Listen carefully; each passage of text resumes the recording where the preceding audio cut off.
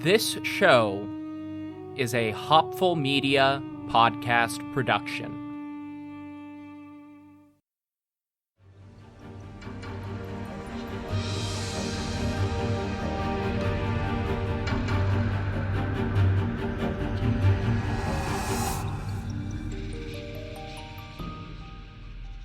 Hello, everyone.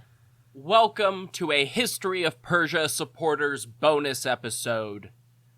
For this episode, I want to do something a bit different and give my pitches for some movies set in the Achaemenid period. Because, in at least Western cinema, our options are a vague homage to events not even featuring the Persians themselves as the best option, and 300 is the most famous option. It's not hard to come up with something better. Of course, my ideas are going to be a lot more historically informed than most scriptwriters or pop novelists would ever come up with. That is sort of unavoidable given my background. However, I think it's important to address the one cardinal rule that every historian and internet pedant should adopt for historical fiction. It is still fiction. There's nothing wrong with bending history around your preferred plot, even if it doesn't make perfect sense with the source material. It's the same rules that go into making a good adaptation of a novel or, any kind of media from one into another. It's just that the source media here is real life. Planning a trip this year? Imagine how much richer your travel experience could be if you could speak the local language. With Rosetta Stone, you'll gain the confidence to have real conversations and create deeper connections wherever you'll go. Rosetta Stone is the trusted leader in language learning for over 30 years. Their immersive intuitive method helps you naturally absorb and retain your new language, on desktop or mobile, whenever and wherever it fits your summer schedule. I don't have travel plans this summer, but the season has me in the mood for preparing. I've been to Mexico several times, and still mostly just know no habla. So I want to brush up for next time with bite-sized lessons. With 25 languages from Spanish to Persian to French and Japanese, that's a lot of you can learn faster and retain longer from. Rosetta Stone immerses you in your new language naturally, helping you think and communicate with confidence using an intuitive learning process without English translation. The built-in true accent speech recognition technology provides real-time feedback, helping you sound more natural. And you can do this anytime, anywhere, with lessons from your desktop or mobile app. Don't wait. Unlock your language learning potential now. History of Persia listeners can grab Rosetta Stone's lifetime membership for 50% off. That's unlimited access to 25 language courses for life. Visit rosettastone.com/today to get started and claim your 50% off today. Don't miss out. Go to rosettastone.com/today and start learning today.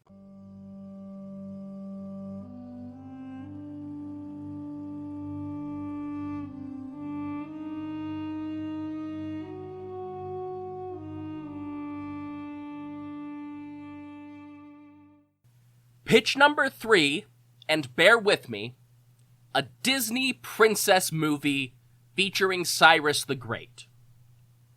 I can see your faces reacting, even as I'm writing this, but seriously, hear me out. Most Disney princess movies have some sort of at least vaguely historical setting, some original folklore that they just shred to pieces and compress into a Disney mold, and very little regard for accuracy. It's the perfect medium here. Nobody is expecting Disney to be a source of historically accurate information, but plenty of Disney movies inspire kids to get more interested in the period that they depict.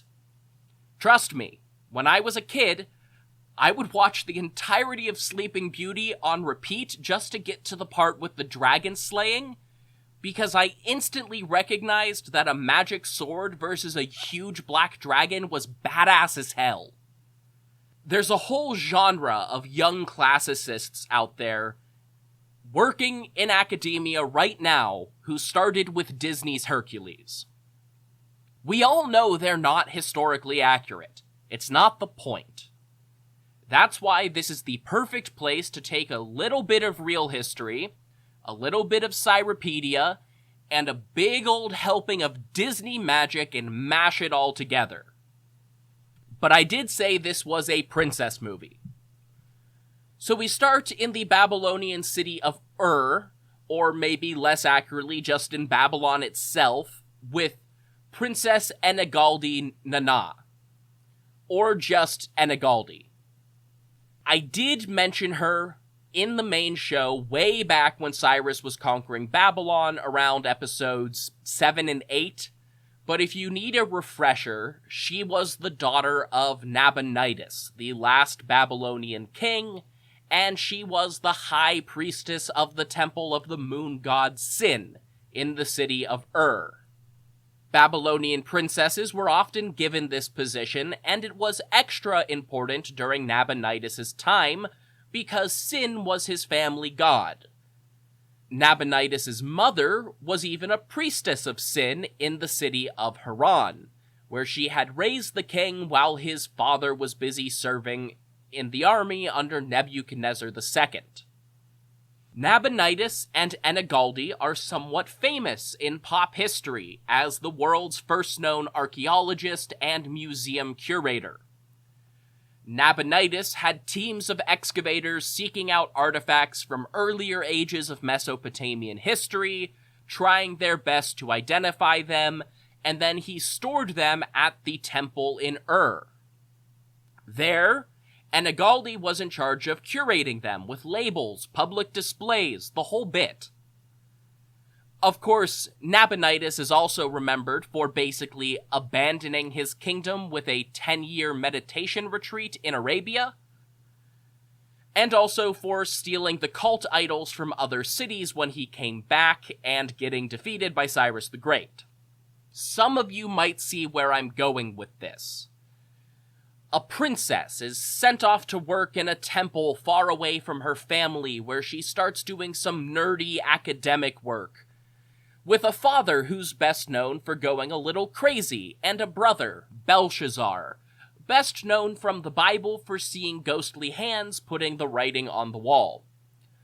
Twist the narrative a bit to make Nabonidus a stepfather, or better yet, put him under the spell of their priestess grandmother who was supposedly 102 years old and alive during her son's reign, and you've got yourself a Disney princess.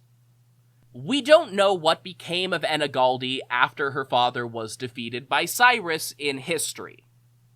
The most likely thing is that she's just left to tend the temple for the rest of her life, but it's not a huge stretch of the imagination to say that she married Cyrus to solidify his rule over Babylon, given that he did that in several other kingdoms. So what if we make Cyrus the dashing prince who sweeps in and rescues Disney's Enigaldi?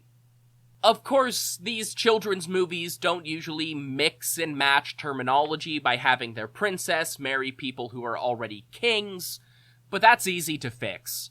You just go with the Cyropedia version of things where Cyrus is still a prince of the Median Empire who has to convince Astyages to get involved in Babylon.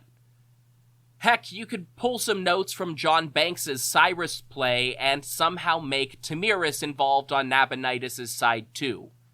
Why not? Historical accuracy is not the name of the game with this one. Or if you want to go full Disneyfication of a really dark original story, keep Cyrus as king and make Cambyses the dashing hero. Honestly, I would pay to see the, well actually Cambyses was a monster articles that we would get out of that.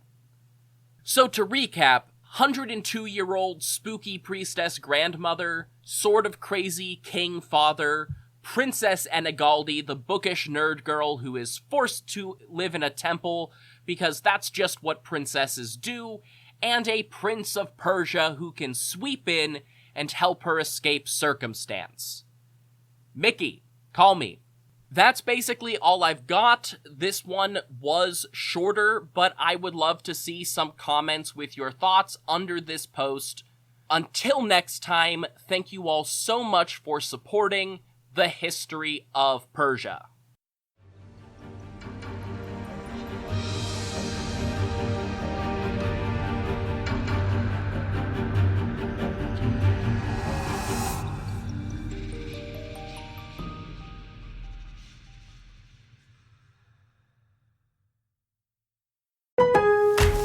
Lowe's knows how to get you ready for holiday hosting with up to 35% off select home decor. And get up to 35% off select major appliances. Plus, members get free delivery, haul-away, basic installation, parts, and a 2-year Lowe's protection plan when you spend $2,500 or more on select LG major appliances. Valid through 10/1. Member offer excludes Massachusetts, Maryland, Wisconsin, New Jersey, and Florida. Installed by independent contractors. Exclusions apply. See Lowe's.com for more details. Hey, History of Persia fans. Before Persia, another civilization controlled the Middle East. The very first civilization, the inventors of writing itself. From the clay tablets of ancient Mesopotamia come the oldest stories. The history and myth of the first Mesopotamians is the subject of the Oldest Stories podcast online at oldeststories.net. If you like ancient history, come check out the oldest stories after you listen to this episode.